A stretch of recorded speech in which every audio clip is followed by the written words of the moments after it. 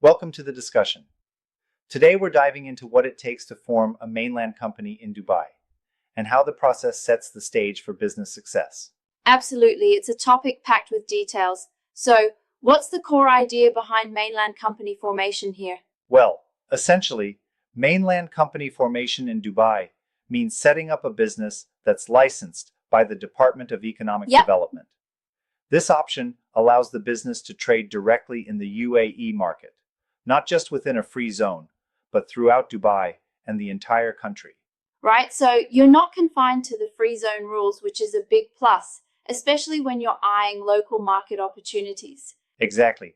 And there are some neat benefits like direct access to local customers, the ability to secure government contracts, and greater Absolutely. flexibility. It's like having a VIP pass to the local market. Interesting. But isn't there always a catch with having to have a local sponsor? I mean, isn't that limiting? That's a good point. Typically, for an LLC, you do need a UAE national as a local sponsor, holding 51% of the shares. However, certain business activities, such as professional services like IT or consultancy, allow for 100% foreign Yeah, ownership. So there's some nuance there. I see. It sounds like the overall strategy is to balance local engagement with the freedom to innovate. And what about the type of entities that can be formed? Right, the structure options are diverse. You have commercial and corporate structures for trading and industrial activities. Think limited liability company, public joint stock company, and even branches either of UAE companies or foreign companies. Then there are professional and individual setups that suit service-based professions like consulting, law, or Mm-hmm. engineering. Each provides a different mix of ownership, control, and operational flexibility. That's impressive. It's like having a toolbox that's tailored for every entrepreneurial need. Now, what steps are involved in actual company formation? Well, the process is pretty systematic. It starts with choosing your business activity, be it retail, consultancy, manufacturing, or Yeah, trading. Then you select and reserve a trade name through the DED, ensuring your chosen name adheres to UAE guidelines. right? And from there, you move on to picking your business structure and submitting all the required documentation. What kind of documents are we talking about? It's a fairly comprehensive list. You need passport copies for all shareholders, Emirates IDs for residents, proof of residence, a detailed business plan, and of course, a valid office lease agreement. There's also a local sponsor agreement if required, and sometimes even professional qualifications. Exactly.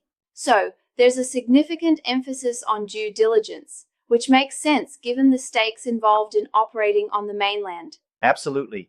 It ensures that all companies meet the necessary legal and regulatory standards. And speaking of stakes, the investment costs vary widely. Overall, you're looking at anywhere between 15,000 AED to 35,000 AED, depending on the license type, office space, and other variables. Yeah, that's a pretty clear breakdown. That cost structure seems manageable for many startups and even larger ventures. But how does this formation differ when compared to offshore or free zone company setups? Great question. Mainland companies offer um, full access to the UAE market without geographic restrictions. In contrast, free zone companies are generally restricted to activities within the zone or overseas, sometimes even limiting your ability to trade with the local market. Right. So, if local presence and direct market engagement are critical, mainland formation is the way to go. I can see that. But don't some argue that the requirement for a local sponsor might dilute foreign control? I mean, isn't that a valid concern? Some do challenge that point, and it's a fair concern. However, for many business activities, especially in professional services, you aren't required to have a local sponsor at all. Plus, even when a sponsor is needed, many find that the benefits, like increased credibility and direct access to government contracts, often outweigh the perceived drawback of sharing ownership. True enough. Makes sense. And what about the renewal process? Once your company is up and running, is it a hands off affair or are there ongoing responsibilities? Renewal is definitely an ongoing responsibility. Every year, you have to step through a process that involves updating documents, paying renewal fees, and undergoing compliance checks by the DED. but that actually Mm-hmm. serves as a quality control step to ensure companies continue to meet current standards. That adds an element of consistency and trust in the market, doesn't it? Exactly. It's like routine maintenance for a car, necessary to keep everything running smoothly and to avoid any penalties. Nice analogy. Now, I heard there's also a detailed cost calculator and different packages available. Could you shed some light on that? Sure, the guide even breaks down various packages for different business sizes and scopes. Whether it's a basic LLC or a professional service, the costs adjust based on license type, visa fees, office rental, and additional services such as VAT consultation or dedicated relationship Yeah, that managers. level of detail can really help entrepreneurs budget effectively. It certainly helps. And it seems like the guide is not just about the process, there's also a fair bit of customer support integrated, like expert consultants available to assist. Right, the guide encourages reaching out to Mainland expert consultants for personalized advice. It's all about ensuring you're well informed at every step, from selecting the right business activity to finalizing your company registration.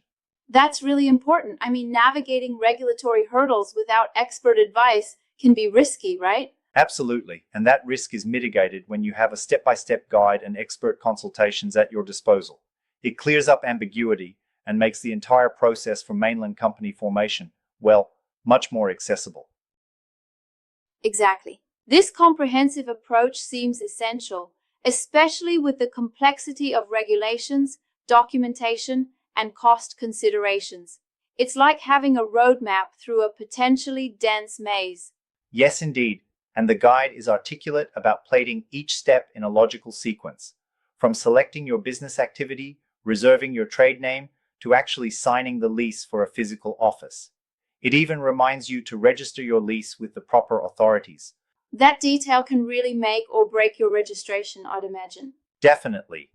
Missing even one crucial document, like the local sponsor agreement or an updated business plan, can delay your commercial license. Mm-hmm. So, attention to detail is key. And I guess that's where the annual process of renewals ties into maintaining that attention to detail over time. Exactly right. The renewal process forces you to keep your operational and legal documents current, which in turn preserves your credibility with both government authorities and business partners.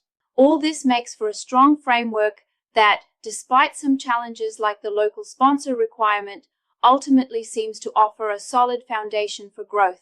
For sure, it's really about harnessing Dubai's strategic location, world-class infrastructure, and thriving economy to your advantage.